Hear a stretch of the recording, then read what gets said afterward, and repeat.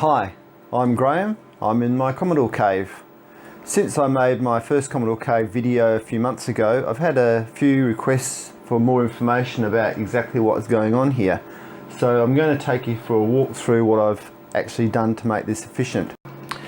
There's also one item I neglected to show you last time, and that was my super modem. I had one of these back in the 80s, and that's how we hooked onto the bulletin boards in those days, using the good old dial-up 1200 board. A couple of items that I've got since the last video as well. The Expander 3, that's a cartridge expander for the Commodore 64. They say Expander 3, it's actually got 4 slots because there's a 4th one at the back here, and that will allow you to put in extra cartridges for the 64, which is quite handy. I showed you the Amiga 1000 and I had the super hard drive there, which wasn't playing the game at that point. I'm very pleased to say, after putting in a new hard drive, it's working perfectly. I also picked up a new old stock Commodore digital watch. This is still working, never used. This is one item that I will be keeping in its case. I don't intend to wear that because I'm pretty rough with them and don't take enough care, and I would kill that very quickly. So that does stay in its glass. But what I have done is managed to find these Commodore watches.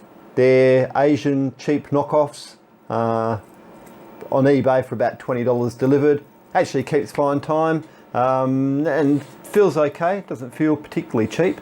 Unfortunately, I've killed one or two of them in the last few months, so I've got a couple of them. But I enjoy wearing it. It's quite an attractive looking watch, and I'll do that for a while before I go back to my Seiko. I was also delighted to find 2 new Commodore 64 games released in 2016. They're available for purchase for a few dollars over the internet. One is called Maze of the Mummy, and the other one's called Barnsley Badger. Still looking at those, haven't had much of a chance to play them, just a quick start up, and they look very promising. So it's great to see software still being written for it. Keep it up, guys. There are quite a few computers in the Commodore Cave, and I didn't want it to be just a museum where they sat on display gathering dust. I actually want to use the computers. But there's a problem with space. As I introduced another computer, I needed more desk space, and instead I had less. Each computer demanded its own mouse, its own joystick, and I was constantly plugging them in and moving them around, and it was a never-ending battle. Anyway, I decided that I could be a little bit more efficient and I wouldn't need to have a mouse for each one by introducing a switch box. Then I thought, well, I could do the same thing with the joysticks and with the monitors. So it grew from there. Initially, I switched between the monitors with the gain switcher, and that's efficient, but it's a little clunky. And then I had the data box as well, a couple of these, and they've got the 9 pins at the back. And the same thing again, it did the job, but it's a slow process going from the first one to the last one, and a little bit clunky as well. So whilst that setup actually worked, it was clunky, it was heavy, relatively expensive, and I wasn't satisfied it was as efficient as it could be. Then I found these cheap switches, 4-port RS-232 push button switches on eBay for $10 or $12, and you can quickly change between channels just by pushing the buttons, so you can go from 1 to 4 in one press. It's a little thing, but it's an improvement, and you have the 9 pins on the back. Of course, with all these you need to have a myriad of the 9-pin extension leads, so I've got about 20 of those, plus quite a lot of these RCA cables as well, which all come in handy when you start connecting the computers up. This is a similar RCA switch box. There's a cable going from this to each of these different computers.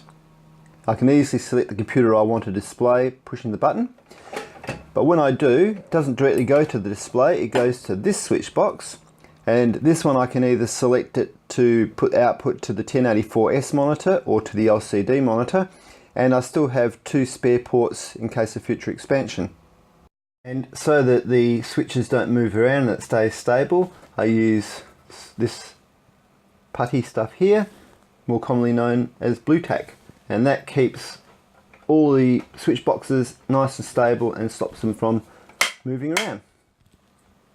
Finally, I have my internet hub, so I have internet available on these computers, and directly underneath that I have the parallel switch box which I've dedicated to PARNet.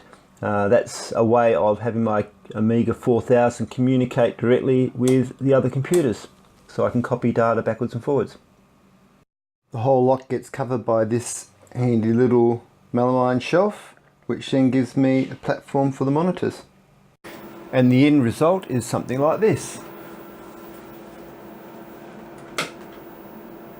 Commodore 64, the 128, the 1200, the 2000, change monitor, and we can have the displays coming up over here. It's all very convenient and handy. Same thing with the joysticks and the mice.